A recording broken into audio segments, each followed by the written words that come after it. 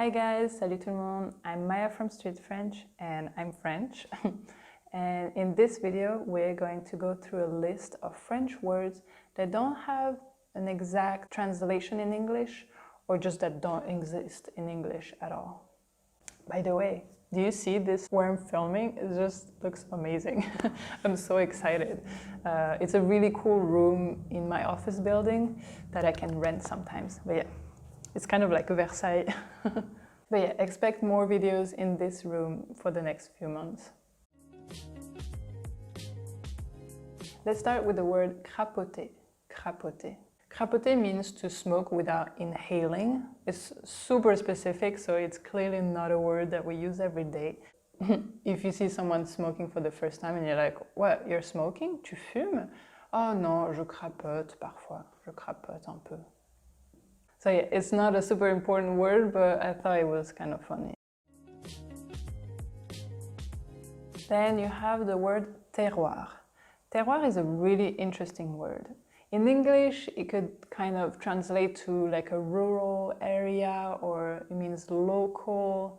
It's a mix of all that. We have rural and local, but terroir is very specific.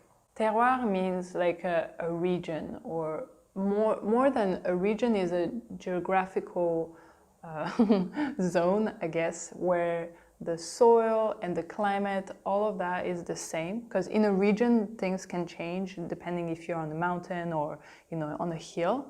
Un terroir is what gives the taste to a wine or to a cheese, because the cows or the sheep are going to eat the grass from that land. So it's a really specific word.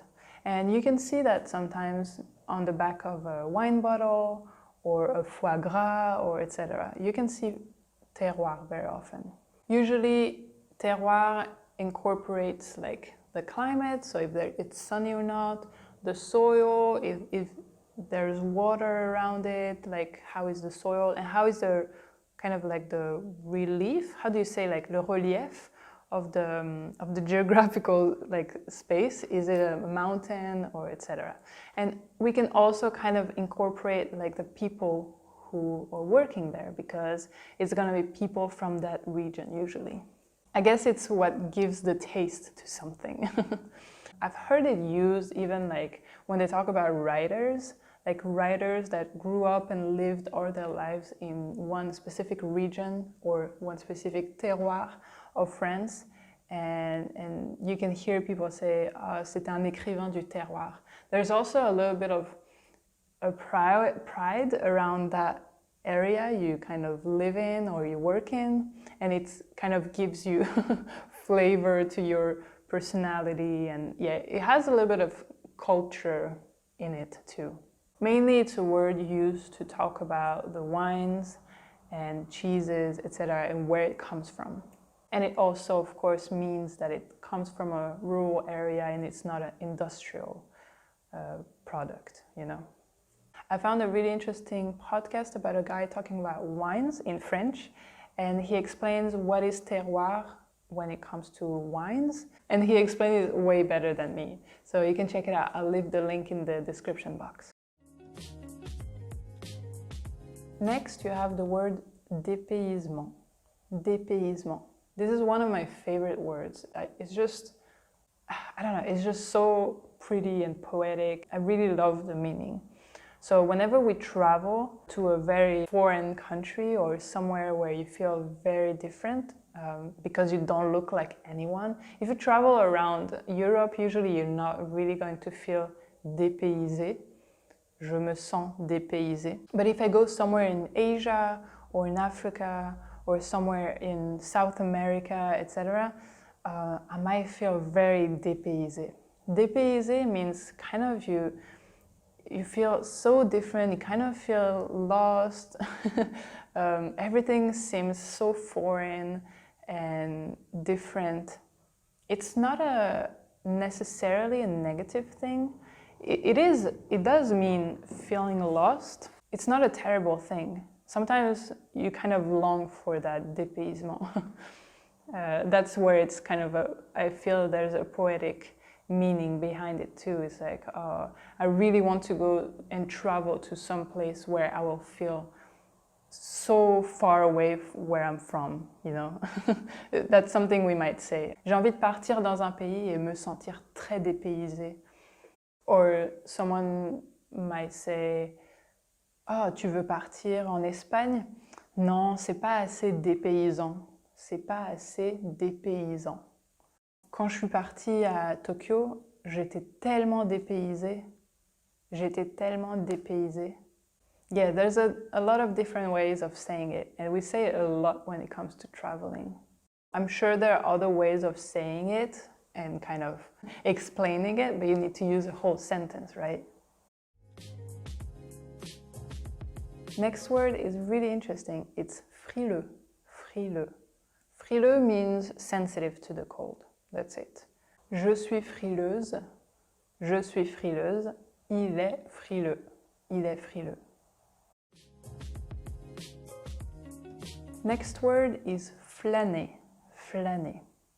So I know that there's the English word to stroll or to go on a stroll, but it's a little bit different. Yes, it means to walk leisurely, but there's a very strong sense of having no goal, where you're going to or where you're trying to find. You're just kind of walking around very leisurely, and you're kind of getting lost in the little streets, going along your discoveries and kind of being curious by the things you see, and maybe someone will play music and you might stop. Yeah, there's a really strong sense of like not having a goal at all during that walk.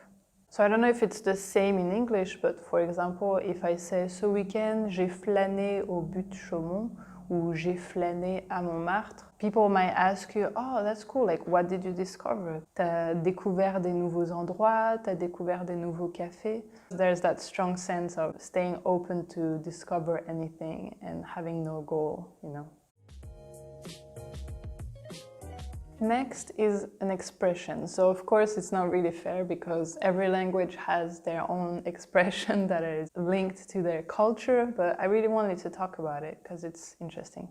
In French we say chanter en yaourt. Chanter en yaourt. So like singing like a yogurt. It sounds weird. It comes from the fact that we listen to a lot of English songs and that we don't understand what they're saying most of the time. We love to sing, but we don't know what they're saying, so we just like sing along phonetically, and that's why probably that expression doesn't really exist in English. All the Americans are not gonna listen to Spanish songs as much as we listen to English songs in France. You know what I mean? Yeah, I guess you would say, oh, he's pretending to sing. It's not like to pretend, he's just like, he's singing, but he doesn't understand the words, so, and he didn't look them up, or maybe he doesn't know how to pronounce them sometimes too.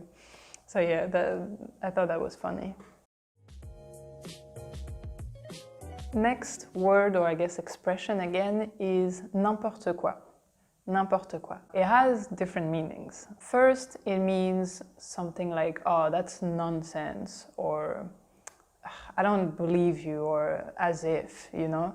Let's say you're telling your friends that you're going out just with the hottest girl at the university and you're not maybe the most attractive or whatever person at all, or you're not super confident, or you're shy. Let's stay in the stereotypes, right? And your friend doesn't believe you at all. He's gonna be like, oh, I don't believe you, come on, that's nonsense, like as if, right? In French, that's when we're going to say, allez, n'importe quoi, n'importe quoi. Arrête de mentir, like stop lying. Another way of using it is, let's say your roommate was kind of annoying and made a mess and didn't clean up everything, and you kind of want to complain to a friend and you're like, c'est n'importe quoi, c'est pas normal, that's not okay, you know, c'est n'importe quoi. Here it's a more negative meaning, but it can also mean whatever. So let's say, oh, mais il fait n'importe quoi, il fait n'importe quoi en ce moment. It means he's just doing whatever, like he's not paying attention at all, he's just not thinking straight. It's really negative too. Another expression that we use a lot in French and that I like to use sometimes with Charlie, but I never can find like the right translation in English, is les repères, les repères. And we're going to say perdre ses repères. So les repères, I think you call it a coordinate system with the X, Y, Z, right? It comes from that. We say it like as a point of reference in life. It could be someone, it could be a place, or it could be like something maybe physical. So yeah, for example, something kind of hard or traumatic can happen in your life, and you can say, je perds mes repères, or this person was my repère, cette personne c'est mon repère. When we're talking about a psychological state and how we feel, and something that we need to feel grounded. For example, a couple, like one of the person might be the one that makes the other one feel grounded because the other one is more kind of, out there, or more likes to dream about crazy things, or, like grand things. And yeah, it's a good balance to have both, but one makes the other one feel more grounded. He's a point of reference, I guess, or a point, kind of like a landmark. I don't know how to explain it in English because it doesn't exist, but we say it in French so often. It's interesting, it's kind of linked to the word dépaysé or dépaysement. I remember I traveled to Sweden. It's not that different, like the people don't look so different from the way I do, but the language was so different from anything else I've heard before. It was really mind-blowing to me. I don't know why, but I felt like everyone was speaking another language. Like there was no little words I could find that came from Latin or something that I can kind of understand as familiar. It sounded so foreign for me. So it was really dépaysant, and I also had no repères. J'avais pas de repères. You see? So I needed a point of reference to kind of catch a word and be like, oh yeah, this sounds kind of like a Latin word, or this sounds kind of like a Spanish word, or you see what I mean? That's what point de repère or perdre ses repères mean. But yeah, this one's a bit more complex, and I might do a whole separate video just about this expression and giving really specific examples. But yeah, let us know if you're interested. I also just wanted to point out that we have so many words to kind of say complain and grumble, more like to grumble, because I think it really has to do with the culture. That's just, we like to grumble in French a lot, and yes, it's a stereotype, but it's also kind of true, because as you can tell, we have a lot of words. So those words are râler, râler. That's really like to grumble, to complain. It's like not being happy at all. Râler. Then you have ronchonner, ronchonner. Ronchonner is kind of like, like a cartoon character who's not happy. Is like, oh, I don't know, So that's a ronchonner. You have grogner. Grogner, that's what we say about a dog who growls, but we can say that for a person too. Then you have bougonner. Bougonner is not a word that's used as much anymore. Personally, I never use it. And yeah, and the list goes on, but I just wanted to say how funny it was that we have so many words to express that emotion. On va aller flâner avec Charlie parce qu'il fait beau dehors. Je vais prendre un pull parce que je suis un peu frileuse. Peut-être qu'on va aller au karaoké et je vais chanter en yaourt. Je pense que Charlie n'aime pas les karaokés, donc il va peut-être râler, etc. Yeah, try to make sentences in the comments below with the words I gave you. That would be a fun exercise. That's it for this video. Feel free to like, share it with friends, subscribe if you want to see more because we make videos every week. We are also super present on Instagram where we share a bunch of lessons and French content with you. And we are also on Patreon if you'd like to support the project StreetFrench.org, that's us.